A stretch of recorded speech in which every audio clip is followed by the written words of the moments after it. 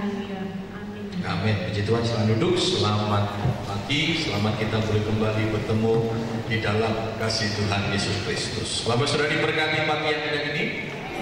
Amin. Allah yang kita sembah adalah Allah yang ajaib dan luar biasa, yang boleh senantiasa menolong kita semua. Puji Tuhan. Pagi yang indah ini kita akan bersama-sama melihat tentang kasih karunia Allah. Ya. Beberapa waktu yang lalu, mungkin sudah 1 tahun atau 2 tahun yang lalu, kita pernah membahas tentang jangan sia-siakan kasih karunia.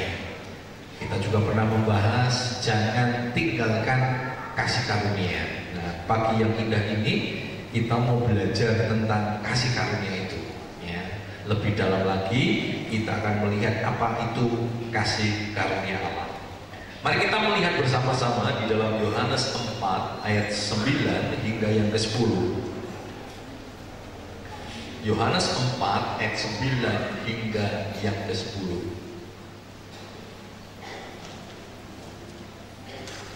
Kalau sudah temukan, sedang kita bangkit berdiri bersama-sama. Kita mau baca ayat ini bersama-sama. Yohanes 4 ayat 9 hingga yang ke-10. 2, 3. Maka kata perempuan Samaria itu kepadanya, masakah engkau seorang Yahudi minta minum kepadaku seorang Samaria? Sebab orang Yahudi tidak bergaul dengan Samaria. Jawab Yesus kepadanya, jikalau engkau tahu tentang karunia Allah dan siapakah dia yang berkata kepadamu, berilah aku minum, niscaya engkau telah meminta kepadanya dan ia telah memberikan kepadamu air hidup. Puji Tuhan, silakan duduk. Beberapa kali mungkin kita sudah membahas ayat ini, Yohanes pasal 4, tetapi mungkin di dalam konteks yang berbeda. Ya, pada pagi yang indah ini kita akan belajar tentang bagaimana wanita Samaria ini memperoleh kasih karunia.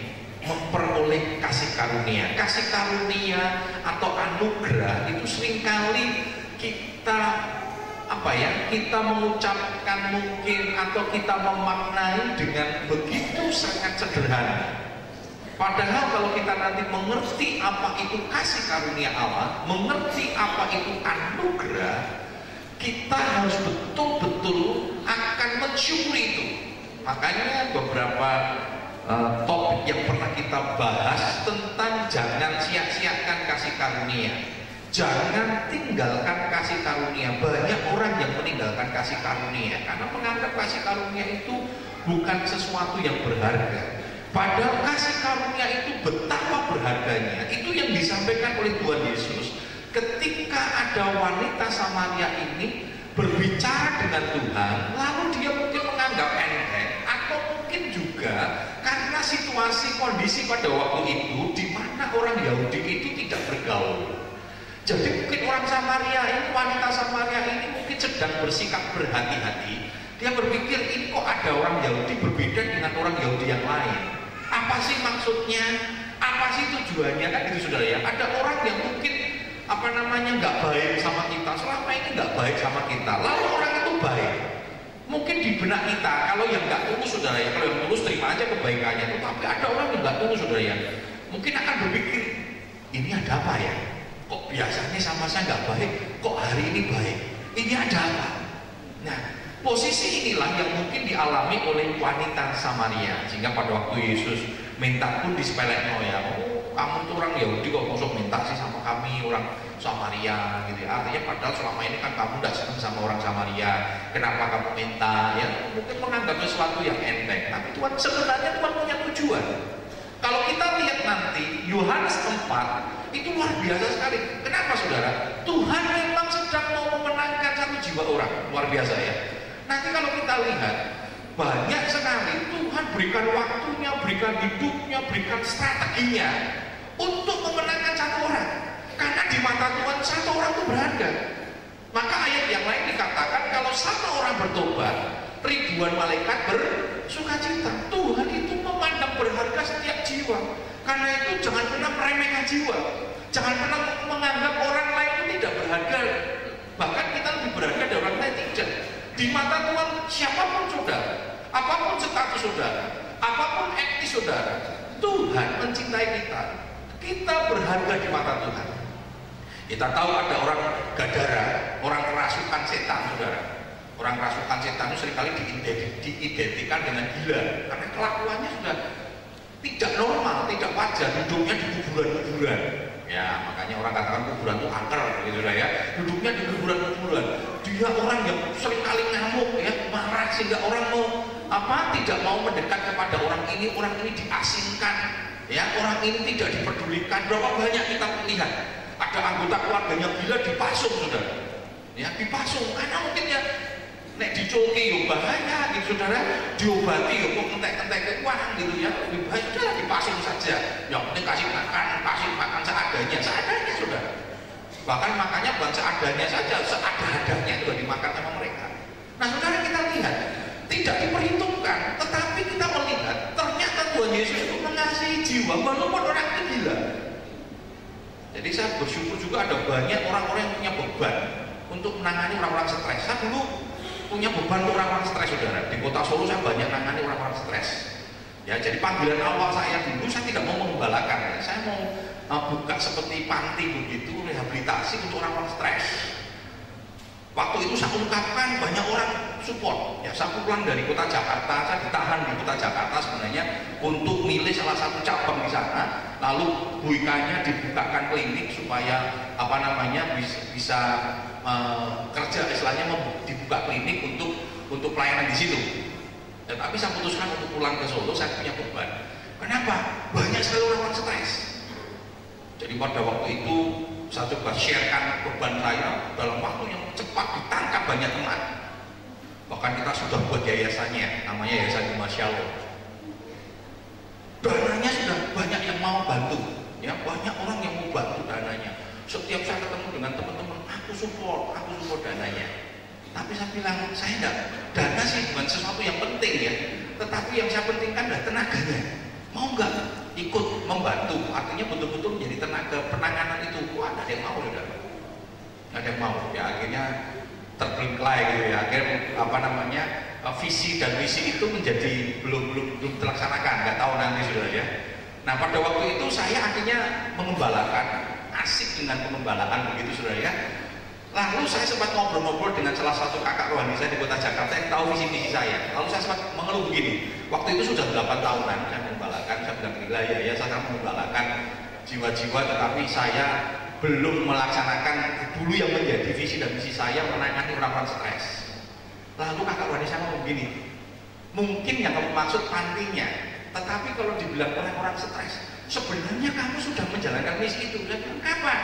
Di mana? Saya bilang, lah kan jemaatku itu latar belakangnya stres semua. Maksudnya di kota Solo, di sini saudara ya, di sini Muhammad semua saudara ya.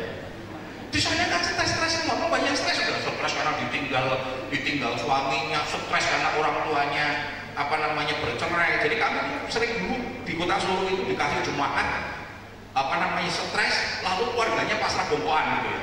Wah pokoknya pasrah bongkoan sama Pak Agus. Begitu sembuh datang lagi orang tuanya. Jadi ini sudah menikah saudara ya. Dia menikah stres karena suaminya nggak perhatian. Lalu sama orang tuanya dibawa ke gereja kami. Dia bilang, bagus saya pasang bongkoan, pokoknya terserah. Ya, kita layani, kita betul-betul kita perhatikan sampai sembuh. Begitu sembuh ibunya datang lagi, Pak dulu kan saya titip aku stres. Kan saya nggak bilang kalau sembuh ya, karena ini sudah sembuh tak tarik lagi kembali ke gereja yang lama. Ya sudah saudara ya, buat apa ya kita mau otot-ototannya, yang stres lagi sudah dikirim lagi untuk yang kedua kalinya, dilayani sembuh lagi, yang kedua kalinya ditarik lagi saudara. Yang ketiga kalinya datang sampai sekarang tetap saudara, dia jadi salah satu pengurus wanita di gereja kami di sana. Nah Tuhan itu begitu mencintai jiwa-jiwa. Satu jiwa pun yang tidak berharga oleh mungkin kelompok masyarakat dianggap itu remeh, tetapi Tuhan datang ke Gadara, bahkan untuk menuju ke sana harus mengalami badai, diterjang badai, hampir mati. Murid-muridnya ketakutan gitu ya. Mungkin kalau tahu waktu itu tidak ngerti sudah, walaupun tidak diungkapkan dalam Alkitab ya. Begitu tahu ke sana, mungkin punya ngomong gini, ya ampun, nek gak ada orang melayani orang stres, kita main mati gitu ya. Kok Tuhan tuh, ya kok mikir kayak gitu, orang stresan loh. Tuhan luar biasa, saudara. Jadi jangan pernah menganggap kita rendah. Tuhan itu perhatikan kita. Tuhan itu memperhatikan setiap kita, siapapun kita, apapun kondisi Anda, apapun keberadaan kita, Tuhan memperhatikan kita. Bahkan Tuhan mengasihi kita. Itulah yang disebut kasih karunia.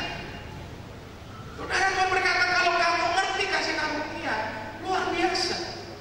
Wanita Samaria ini ternyata kan kalau kita lihat cara Yesus luar biasa, cara pendekatannya, murid-muridnya disuruh pergi.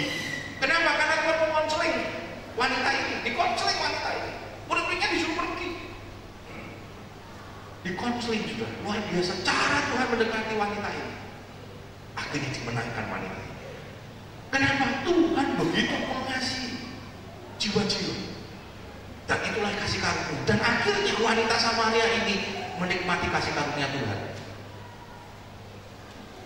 Karena dia betapa menghargai kasih karunia. Alkitab mencatat, dia bercerita kepada setiap orang yang ketemu. Saudara menikmati kasih karunia Tuhan? Amin. Sudah menikmati kasih karunia Tuhan? Sudah pernah bercerita tentang kasih karunia Tuhan? Ya, amin, begitu dikit saudara ya. Yang menerima semua, kalau udah sampai apa semua tidak menerima kok ya kebangetan gitu saudara ya. Saudara datang ke tempat ini karena kasih karunia Tuhan. Tapi nih Pak, giliran masalah cerita tentang kasih karunia Tuhan, aminnya dikit saudara. Mungkin alasan kita begini, kan nggak enak Pak Agus, kan pekewo, masuk ngomong tentang kasih karunia Tuhan, kan nggak enak, kita ini kan harus saling menghormati. Loh saudara, kita tidak mau kristenisasi saudara. Saya juga tidak setuju kata kristenisasi. Kristenisasi percuma saudara. Karena orang bertobat itu karena firman dan Roh Kudus. Tapi kalau dia datang ke gereja karena diajak, dia tidak bertahan lama. Seperti bangunan yang dibuat dari pasir. Kita nggak perlu kristenisasi, tetapi kita tidak salah bercerita tentang kasih Tuhan Yesus. Itu yang menjadi prinsip saya. Apalagi kalau di Jawa ini kan ada ibu pekebo saudara. Seringkali kan kita berbeda-beda saudara. Wah, saya pekebo kalau ngomong sama orang itu kan tidak percaya sama Tuhan. Nanti kalau saya ngomong kan pekebo. Loh saudara, saya balik ya. Kalau saya cerita tentang kebaikan Tuhan, kira-kira orang itu pekebo nggak nolak? Pekebo. Daripada saya pekebo, saya buat dia pekebo. Karena ini kasih karunia Tuhan yang luar biasa. Kita cerita tentang kebaikan Tuhan. Nah saudara, kita lihat bagaimana wanita Samaria ini yang akhirnya menemukan kasih karunia Tuhan. Ya, kasih karunia itu di dalam pengertian sederhananya adalah sebuah pemberian dari yang termulia, ya, terhebat, ya, dalam bahasa teologinya superior gitu ya, bahasa akademisnya, dari yang superior, yang terhebat, yang termulia kepada yang inferior, kepada yang tidak layak menerima, kepada orang yang sangat-sangat tidak memiliki kelayakan untuk menerima hadiah itu. Itulah saudara dan saya. Ada yang berani berkata saudara ini nanti selamat karena saudara baik, karena saudara melakukan perbuatan yang baik mendekati sempurna. Ada yang berani berkata saudara bisa masuk surga karena itu, atau karena kehebatan kita, atau karena kebenaran kita. Nggak ada saudara. Itulah kasih karunia. Kalau kita diselamatkan, itu semua hanya karena kasih karunia. Nah saudara, ada 3 nilai yang terkandung di dalam kasih karunia. Ada 3 nilai yang terkandung di dalam kasih karunia, sehingga pada akhirnya kita ini bisa berkata semua karena anugerahnya. Semua karena anugerah. Yang pertama apa saudara? Nilai yang terkandung dari kasih karunia apa? Yang pertama, kasih karunia itu menyelamatkan hidup kita. Nilai yang terkandung dari kasih karunia adalah hidup yang diselamatkan. Berapa banyak kita menyepelekan kata keselamatan ini. Kita berpikir sangat sederhana tentang selamat, tentang keselamatan ini. Saudara, keselamatan itu sesuatu yang sangat amat penting dan berharga. Ada lagu dikatakan, ke gunung tinggi ku naik-naik mencari damai, cari selamat. Ke lembah curang ku turun. Apa saudara? Cari damai, cari selamat. Berapa banyak orang berani bayar harga? Berapa banyak orang berani bayar hidupnya untuk sebuah keselamatan yang tidak memberikan jaminan? Betul? Ada orang rela jam 12 malam mandi kembang, saudara, di sungai yang begitu dingin, apalagi kalau berdiding begini, saudara, itu udah dingin, rela, saudara, rela. Lakukan sesuatu, rela. Berapa banyak orang rela melakukan mutit, saudara ya, tidak makan karena ada tuntutan. Kalau diadakan hari doa puasa, wah sepi, saudara. Padahal kasih karunia ini firman Tuhan katakan gratis, cuma-cuma. Kadang yang cuma-cuma itu nilainya tidak berharga. Saudara, kasih karunia itu diberikan kepada kita cuma-cuma, bukan karena murah, tetapi sangat mahal sehingga saudara tidak mampu menerimanya, saudara tidak mampu membelinya. Kasih karunia itu dikasihkan, barang itu diberikan secara cuma.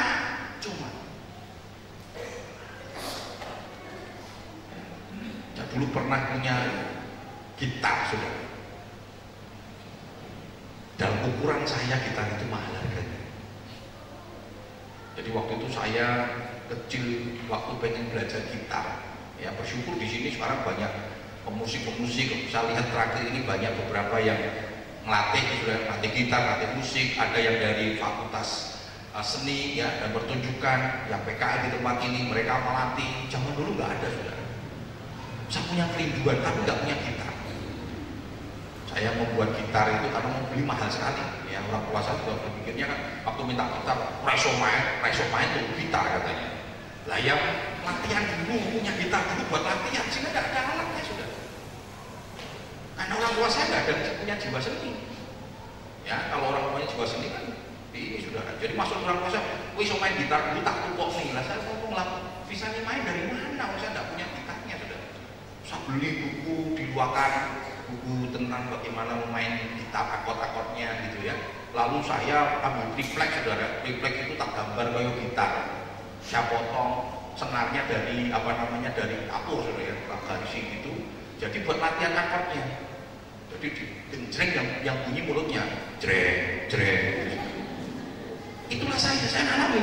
Jadi saya semua banyak otodidak, artinya belajar dengan berusaha sendiri. Lalu nanti kalau di gereja baru megang akordnya, kita pegang begitu, jreng itu. Terus saya tanya ya sama teman saya yang bisa main gitar, aku diajari pegang kunci C, jreng, G, jreng. Saya bisa semua kunci sudah sampai bisa. Tapi mau diapain ini kunci gitu loh? Maksudnya sampai ini orang mau mainnya bisa, lah ini kuncinya gimana maksudnya? Nggak bisa. Saya betapa punya kerinduan sekali. Akhirnya saya punya kakak yang punya pacar ya, sekarang jadi suaminya, saudara ya. Cara pendekatannya adiknya kayak kita ya, dia lihat saya itu, dia kasihan, loh kamu seneng main gitar ya, mau belajar, mau nggak tak kasih gitar? Oh ya mau, dikasih, saudara, walaupun gelek pada waktu itu ya. Waktu sudah jadi saya bilang begini, ngelek dia tak rainbow, saya bilang gitu. Tapi lumayan, saudara, dari gitar yang jelek itu saya bisa bermain. Sampai saya beli gitar yang pokoknya, saudara, kalau gitar murah, apalagi kalau yang string ya, itu kan keras ya. Kalau yang bagus-bagus enak. Itu kalau main yang murah itu kok nggak dipetek tenang, saudara, itu nggak bunyi, bub suaranya. Kalau yang main pemenang mungkin karena dia jago bisa, saudara. Udah terus sampai ini muka semua gitu, sampai berdarah-darah, saudara. Jadi bayangkan latihan gitar sampai berdarah-darah, saudara. Nah, satu kali saya melayani seperti sel group begitu di satu gereja. Di gereja kami ada sel group. Kami kalau kita di rayon ya, saya selalu memainkan gitar itu, pakai gitar saya sendiri ya. Nah ternyata yang punya rumah ini, tante-tantenya, ada 2 tante begitu, yang janda, yang punya rumah itu selalu memperhatikan saya. Satu kali kira-kira 2-3 bulan kemudian dia panggil saya, Agus, saya lihat kamu senang main gitar. Kenapa dia begitu perhatian? Karena pada waktu itu putus kenal saya. Nah karena nggak punya duit, tak sambung saudara. Jadi bayangkan ya, senar gitar disambung itu ya mungkin baru saya saudara. Ya karena nggak punya jiwa seni, jadi pokoknya sambung kayak bisa bunyi ya. Jadi bunyinya ya nggak ada bunyinya saudara. Gimana disambung?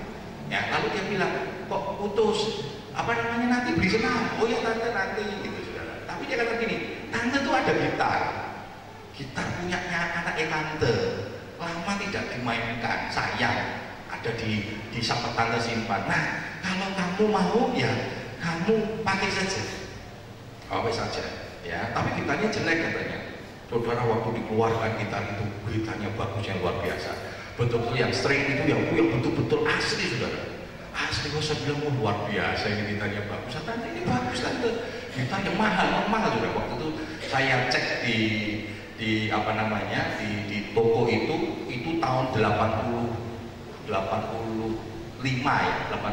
itu harganya sekitar 500.000 tahun itu 85 ya, itu 500.000. Saya bilang tante saya tidak kuat saudara, beli yang 30.000 aja tidak kuat, gimana 500.000 ya. Waktu itu disuruh pakai, lalu saya mainkan pada waktu itu, lalu saya kembalikan selesai acara. Lalu tante gini, Gus bawa pulang aja, di sini nggak dipakai, kamu pinjam saja, pakai saja untuk pelayanan. Yang penting setiap Jumat ada sel di sini, kamu bawa, kamu main. Oh ya tante, oh seneng juga, seneng ya. Lalu dapat pacar baru gitu ya.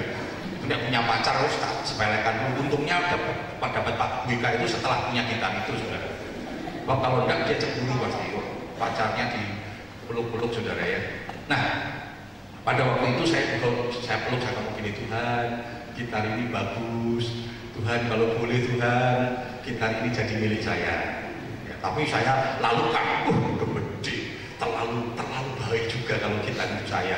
Tuhan, saya pengen yang Yamaha saja. Yamaha waktu itu harganya 250 sudah. Itu di atasnya Yamaha. Yang Yamaha saja 250.000 cukup bagi saya. Itu kasih karunia. Bukan yang ini, yang Yamaha itu sudah cukup kasih karunia Tuhan. Saya bilang begitu juga ya. Ini kasih karunia Tuhan.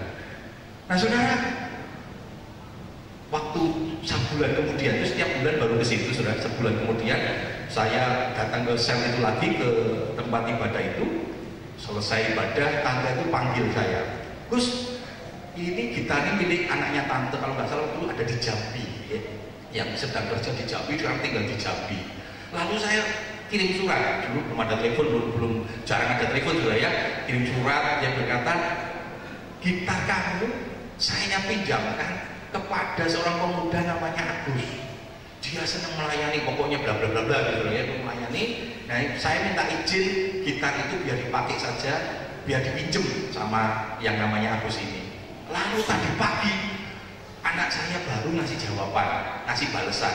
Dia berkata, Ma, berikan gitar itu kepada yang namanya Agus. Dan tante ngomong, mulai hari ini Gus, gitar ini jadi milik kamu. Saudara saya loncat seperti itu. Itu namanya kasih karunia. Saya tidak mau beli, jangankan yang 250.000, yang 500.000 pada waktu itu saya mau beli. Itu namanya kasih karunia. Betapa saya hargai itu kasih gitar itu saudara. Hargai betul. Kemana-mana saya gendong. Yang saya melayani. Saya bukan orang yang bisa musik saudara. Saya tidak jago.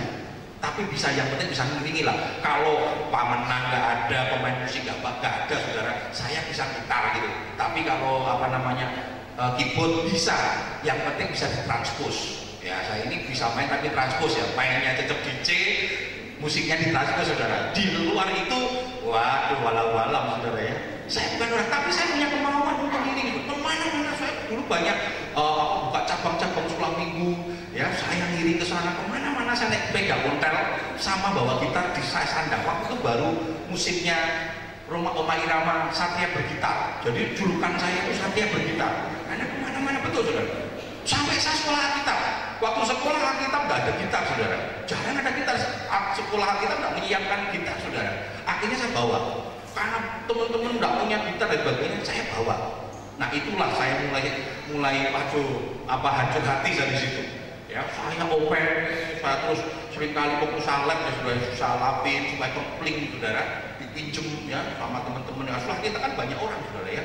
Hujan, saudara, kalau hujan biasanya lebih baik saya kehujanan daripada gitarnya kehujanan. Waktu setelah kita hujan saudara, gitar saya dipakai payung gitu. Ajar bener ya. Satu kali baru diangkat begini terlepas. Ya kalau sudah tahu soal kitab yang di Salatiga sudah, yang dari atas kan ada ke bawah itu kan ada trap. Dari atas itu jatuh sudah. Saya melihat itu betul-betul kalau di slow motion juga wajah saya jelek sekali. Saya sampai katakan kalau kamu tahu gitar sejarah kita ini kasih karunia Tuhan, niscaya kalau saya boleh pinjam kata-katanya Tuhan Yesus sudah ya, niscaya kamu akan menghargainya. Kamu akan meminta sudah. Itu namanya kasih karunia. Bukan karena murah itu diberikan, tetapi karena mahal dan kita tidak dapat membelinya, dikasih dengan gratis. Itu kasih karunia. Keselamatan itu seperti itu saudara. Saudara siapa yang bisa diselamatkan? Tapi kasih karunia Tuhan kita diselamatkan. Coba kita lihat di dalam Lukas 15 ayat 19 sampai 21. Lukas 15 ayat 19 sampai 21. Saya akan bacakan demikian firman Tuhan. Lukas 15 ayat 19 sampai 21 dikatakan demikian. Kata anak itu kepadanya, Bapak, aku telah berdosa terhadap surga dan terhadap Bapak. Aku tidak layak lagi disebutkan anak Bapak. Tetapi ayah itu berkata kepada hamba-hambanya, lekaslah bawa kemari jubah yang terbaik, pakaikanlah itu kepadanya dan kenakanlah cincin pada jarinya dan sepatu pada kakinya, dan ambillah anak lembu tabung itu, sembelihlah dia, dan marilah kita akan makan dan bersuka cita. Saudara, kita tahu ini cerita seorang anak bungsu yang kurang ajar sama bapaknya, yang murtad, pergi dengan kesombongannya. Tapi ketika dia akhirnya hancur sudah dikatakan, sampai dia nggak punya apa-apa lagi, nggak punya uang untuk dia beli makanan. Untuk itu dia bekerja kepada orang pemilik kandang babi. Nggak ada makanan saudara. Lalu di tengah kondisi kelaparannya dia melihat dia lapar, babinya makannya seenaknya sendiri saudara ya. Saudara pernah lihat babi makan saudara? Ngeri. Saya punya om yang peternakan babi ya. Makanannya belakang sosok-sosokan. Mungkin dia mikir begini saudara, saya yang mau pengen iso mangan, kue malah mangan. Lalu di dalam Alkitab kata ada niatan, belum makan sudah, belum makan ya, jadi tidak makan, baru ada niat dia mau makan makanan babi itu. Tapi untuk dia disadarkan waktu dia makan makanan, mau punya niat makan makanan babi, dia teringat di rumah bapaknya, rumah bapak yang penuh dengan kasih karunia, rumah bapak yang penuh dengan anugerah. Dia tidak pernah melihat karyawannya, tenaga-tenaga bekerja untuk bapaknya mati kelaparan, bahkan tidak pernah bisa makan, selalu ada makanan. Lalu dia berpikir, aku akan pulang kepada bapak, bukan untuk jadi anak, karena anakku sudah hilang. Ketika dia ambil itu warisan, dia minta warisan, itu sama saja sudah di blacklist sudah. Dia anak yang murtad. Berapa banyak kita lihat di koran-koran ya, ketika ada anaknya kurang ajar sama orang tuanya, lalu orang tuanya menulis di sebuah koran, dia berkata, mulai hari ini anak ini bukan anak saya lagi secara hukum ya, apapun yang dilakukan, apapun yang dikerjakan itu di luar tanggung jawab kami ya. Secara hukum bisa diputuskan, tetapi secara gen nggak bisa. Wajah ya wajah kita gitu ya, watak ya wataknya kita. Lalu pulanglah si bungsu tadi, dia berlutut dikatakan tadi Alkitab, tapi dia melihat bapaknya itu setiap hari menunggu untuk anaknya pulang. Dan ketika itu dia pulang, lalu dia berkata, Bapak, aku mau jadi hamba, aku akulah bukan sebagai anak tetapi sebagai hamba. Aku mau bekerja. Tapi apa yang kita lihat juga, ternyata bapaknya tetap memperlakukan dia sebagai anak. Bukan hanya sekedar perlakuannya, tetapi hatinya. Anak ini tetap anaknya. Dia berkata, "Engkau anakku." Diadakan pesta. "Engkau anakku yang pulang, yang mati sekarang sudah bangkit, sudah kembali. Ayo pesta, potong lembu, kenakan cincin." Cincin ini lambang waris, saudara. Jadi kalau ada anak dikasih cincin bapaknya itu, saudara, itu kalau kemana-mana hambanya itu tunduk, walaupun hambanya kan tidak kerja sama anaknya, kerjanya sama bapaknya, tapi cincin itu lambang otoritas. Jadi diberikan hak lagi, saudara.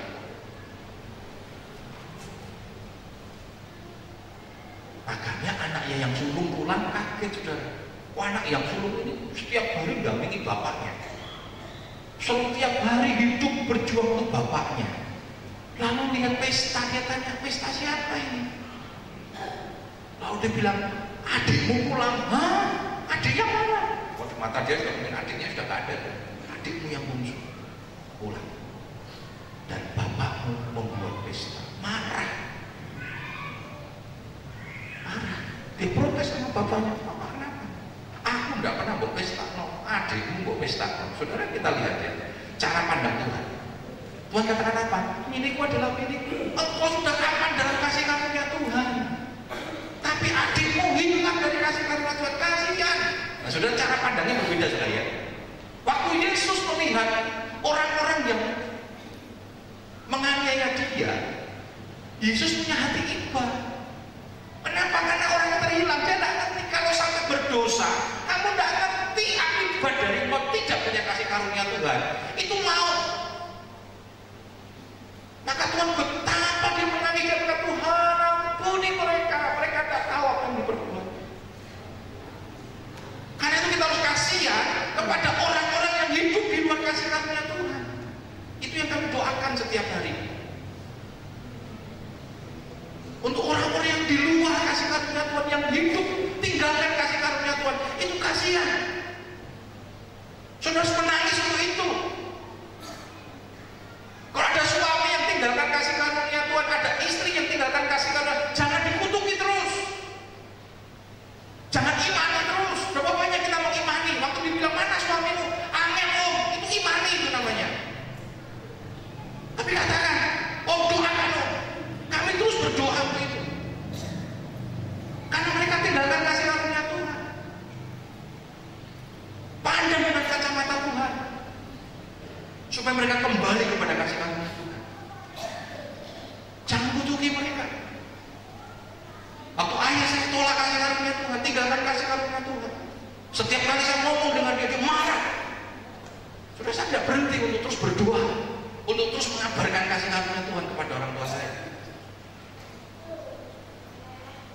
Tuhan memandang, kenapa sampai kegagalan Tuhan datangin, harus mengalami badai? Karena Tuhan betapa mencintai jiwa. Dia tahu akibat orang yang tidak menerima kasih karunia Tuhan. Sudah bisa bayangkan ya, cerita tentang Lazarus, pengemis, dan orang kaya, ya, yang betapa menderitanya orang kaya itu. Cerita itu sudah 2000 tahun yang lalu, betul? Pertanyaan saya, kondisinya tetap sama nggak nih di sana saat ini? Sama.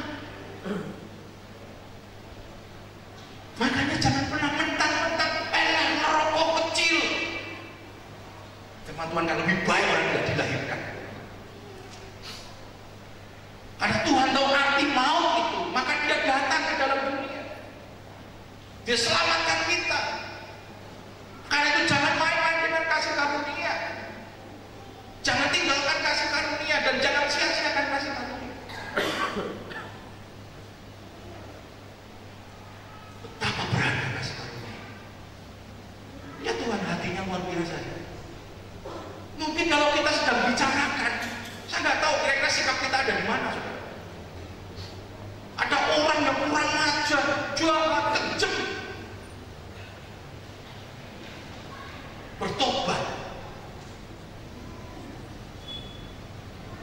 sikap kita.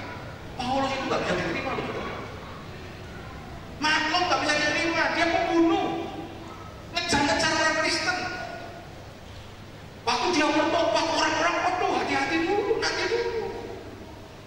Ini pembunuh mau diterima. Mereka bersidang sudah rapat. Memang itulah manusia, walaupun di hadapan Tuhan clear. Paulus jadi hambanya. Makanya pada waktu Tuhan kasih dia duri dalam daging, Paulus minta supaya dilepaskan. Apa yang dikatakan Tuhan? Cukupkanlah kasih karuniaku bagimu. Sudah kamu tuh hidup, kamu diselamatkan jadi hambaku, itu kasih karunia. Soal sakit penyakit sudah terima saja.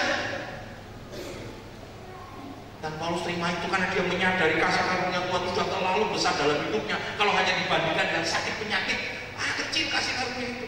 Penyakit itu kecil dibandingkan dengan kasih karunia. Berapa banyak anak penyakit mau tinggalkan Tuhan? Karena ekonomi kau tinggalkan Tuhan. Maka kau menerima kasih karunia terlalu besar. Dan kita berpikir ketika kita tinggalkan kasih karunia Tuhan, kita puas dengan kemarahan kita. Tapi itulah titik kehancuran. Jangan tinggalkan kasih karunia, saudara. Saya bukan sedang menakut-nakuti saudara, nggak apa itu tadi menakut-nakuti. Tetapi ini realita kenyataan firman Tuhan katakan, upah dosa yang mau. Tapi Tuhan kasih solusi. Saudara, kasih karunia itu bagi agama-agama yang nggak ada. Semua harus diupayakan, keselamatan itu harus diupayakan dengan kekuatan manusia kita, betul? Dengan amal, dengan berbuat baik. Dan tidak ada orang yang sempurna di dalam amalnya. Ada yang sempurna dalam amalnya? Enggak. Berapa banyak waktu kita memberi, kita minta supaya orang itu berterima kasih sama kita. Orang tahu bahwa kita suka memberi. Kalau itu sudah terjadi, namanya pamrih. Itu bukan amal, itu pamrih. Karena kita memberi, kita punya niat, kita punya motif dari memberi itu. Tidak ada amal yang sempurna di dunia ini. Maka bagi saya, tanpa Yesus, saya mau katakan tanpa Yesus, keselamatan itu kemustahilan. Tidak ada orang bisa mampu ke sana. Sebab waktu kita diselamatkan itu karena kasih karunia Tuhan. Efesus katakan, Efesus 2 ayat 8-9 dikatakan demikian. Efesus 2 ayat 8-9 dikatakan demikian. Sebab karena kasih karunia kamu diselamatkan oleh iman, itu bukan hasil usahamu, tetapi pemberian Allah. Itu bukan hasil pekerjaanmu. Jangan ada orang yang memegahkan diri. Bukan hasil usaha. Jangan memegahkan diri. Jangan kita merasa benar dari orang lain. Berapa banyak kita merasa kita lebih hebat dari orang lain.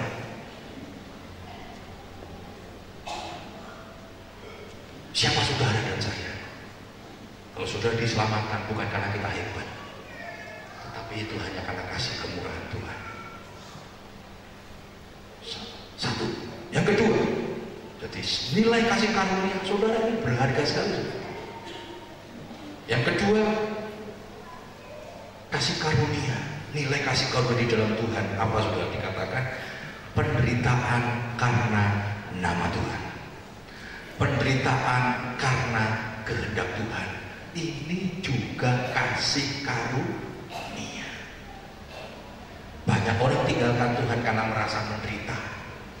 Padahal Tuhan Yesus sudah ngomong kan, waktu dia ada 33,5 tahun di dunia, kepada murid-muridnya, kepada pengikutnya Tuhan ngomong, kalau engkau mengikut aku, engkau akan dibenci oleh dunia. Kalau engkau mengikut aku, ada 3 hal yang harus engkau kerjakan. 1, menyangkal diri.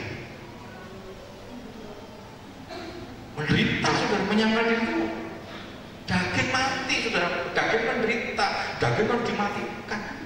2, pikul salib. 3, ikuti aku. Ngikut Tuhan itu artinya apa yang Yesus pernah alami, engkau harus alami. firman Tuhan kata, engkau akan mengalami lebih besar dari apa yang aku lakukan. Apa yang Yesus pernah perbuat, engkau akan lakukan lebih besar lagi. Itu jangan bicara mujizat saja, saudara. Penderitaan Yesus mati untuk orang lain itu lebih besar, itu perbuatan besar. Dan kita mengalami lebih lagi dikatakan. Tapi firman Tuhan katakan apa? Itu kasih karunia. Kamu kok hari-hari Tuhan izinkan mengalami itu? Tetap bertahan di dalam Tuhan. Tetap bertahan dalam kasih karunia. Jangan tinggalkan kasih karunia. Ingat peristiwa Naomi? Dia tinggal di Bethlehem, saudara. Bethlehem itu kota roti, kota berkat. Maka dari Bethlehem lahir Yesus, kota berkat. Sekarang Bethlehemnya luar biasa, saudara, di sana. Dulu Bethlehem itu tidak diperhatikan, kota kecil. Tinggalkan ada paceklik, ada kondisi sulit, lari ke Moab.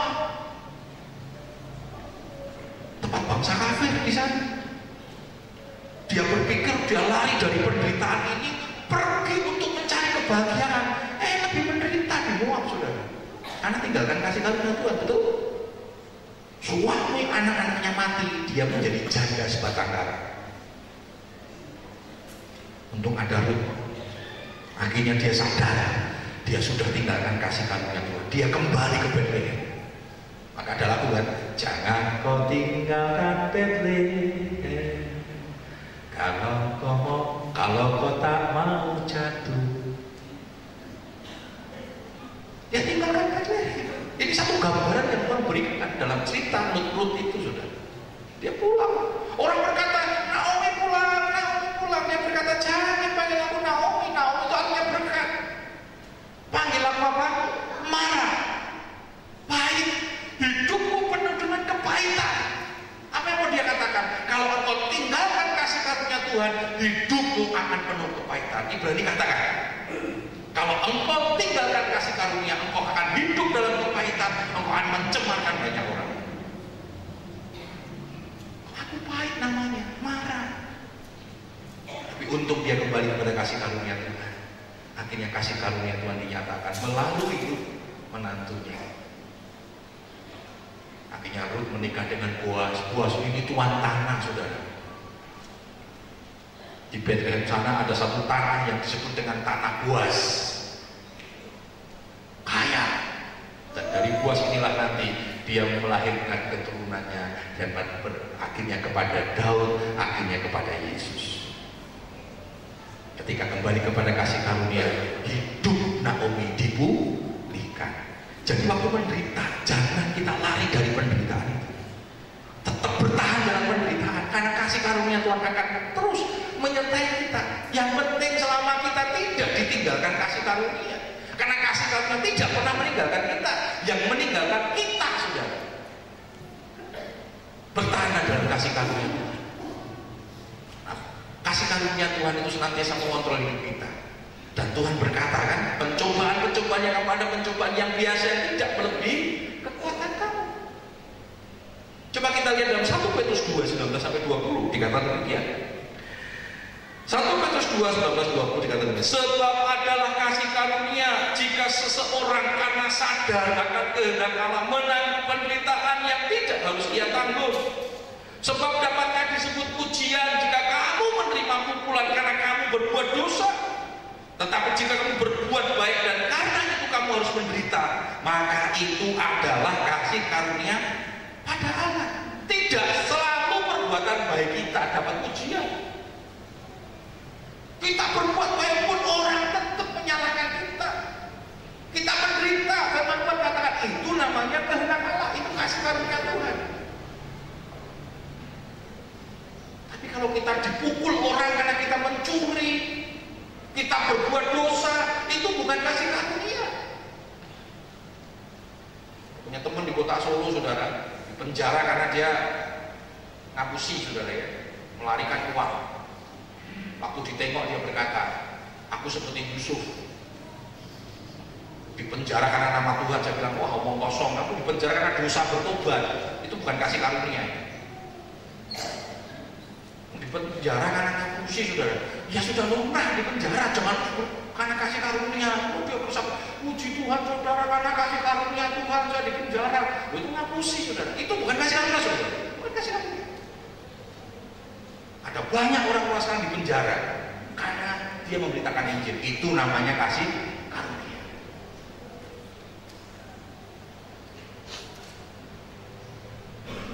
Berapa banyak kita mengalami ini? Tapi jangan takut. Selama aku ada dalam kasih karunia Tuhan, kasih karunia Tuhan itu yang menguatkan kita. Yesus sudah memberikan teladan bagi kita. Dia mau menderita. Ada yang menderita lebih hebat daripada penderitaan Yesus. Ada yang menderita lebih hebat daripada Ayub. Ayub itu juga mendapatkan kasih karunia penderitaan loh. Kalau tidak, sudah tidak akan kenal Ayub sebagai orang yang diberkati oleh Tuhan. Coba ending dari Ayub tadi. Ayub gak diberkati, Ayub bangkrut, Ayub mati dalam kondisi mengalami sakit kulit, merana, ya, gak ada orang yang ada di situ. Apa saudara mau pakai nama Ayub? Saudara banyak saudara namanya, Ayub Suryanto, Ayub Hutapea, ya toh, Ayub Sonda, banyak saudara. Banyak. Bahkan ketika dibaptis pakai nama Ayub gak ada yang protes, saudara. Tapi kalau Yudas protes. Yudas protes, Gomer protes, saudara.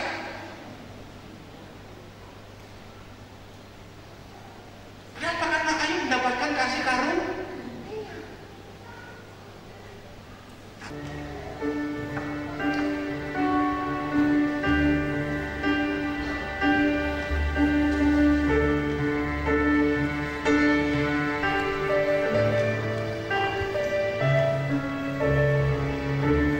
Kasih sayang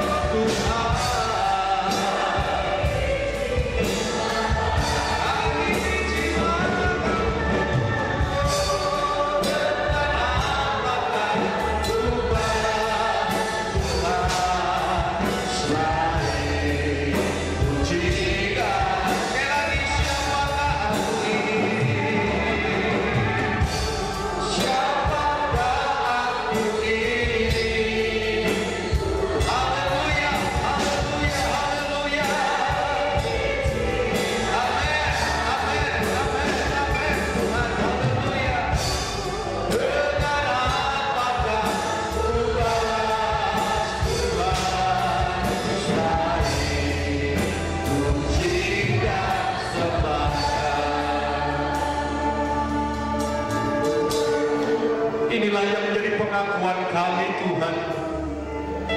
Siapakah kami ini kalau kami menyombongkan diri kami?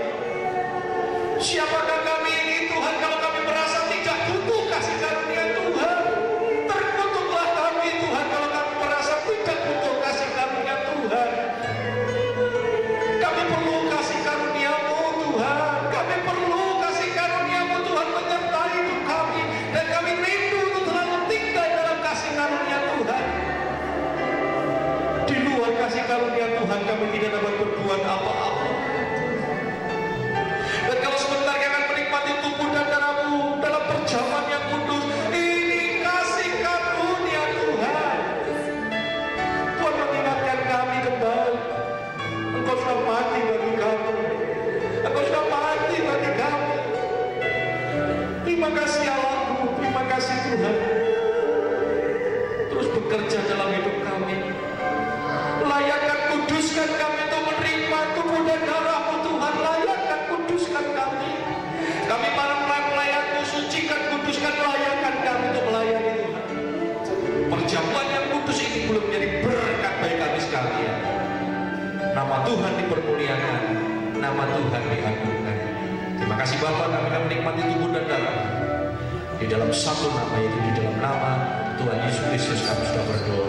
Haleluya, amin. Silakan duduk, kita nyanyikan lagu ini berulang-ulang. Nanti pelan-pelan bisa meneruskan melayani kita semua.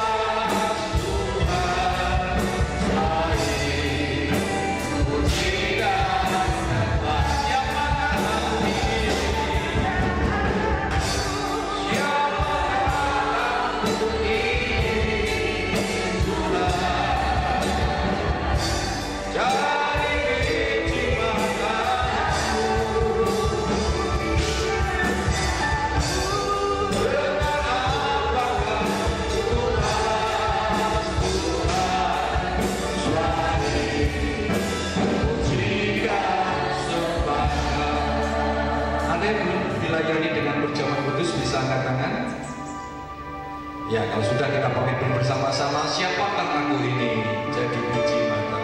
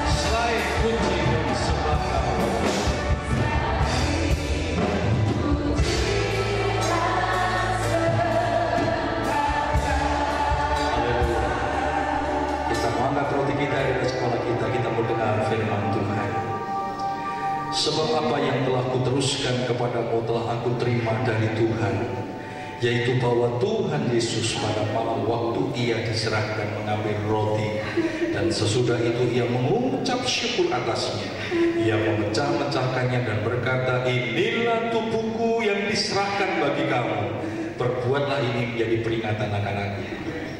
Roti ini lambang tubuh Kristus yang sudah terpecah-pecah bagi keselamatan jiwa kita. Ini kasih karunia Tuhan yang besar yang Tuhan nyatakan untuk kita. Terima dengan iman. Kita mau makan bersama-sama dan kita berkata di dalam nama Tuhan Yesus Kristus. Makan.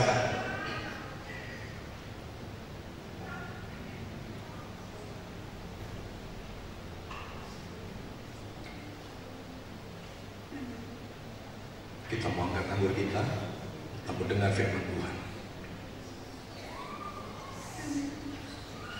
Demikian juga ia mengambil cawan sesudah makan, lalu berkata, cawan ini adalah perjanjian baru yang dimeteraikan oleh darahku. Perbuatlah ini setiap kali kamu meminumnya menjadi peringatan akan aku.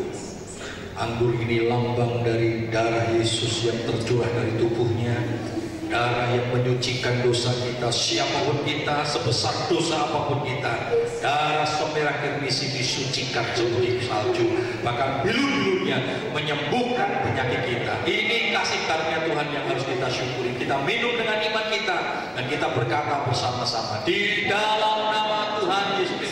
Minum. Terima kasih Tuhan.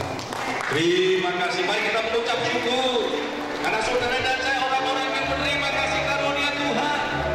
Mari bersyukur, sembah Dia, agungkan Tuhan. Haleluya. Oh, haleluya Yesus. Sembah Tuhan, sembah Dia. Haleluya. Agungkan, mengucap syukur kepada Tuhan. Terima kasih Yesus. Terima kasih Tuhan. Terima kasih Allah. Engkau baik. Haleluya.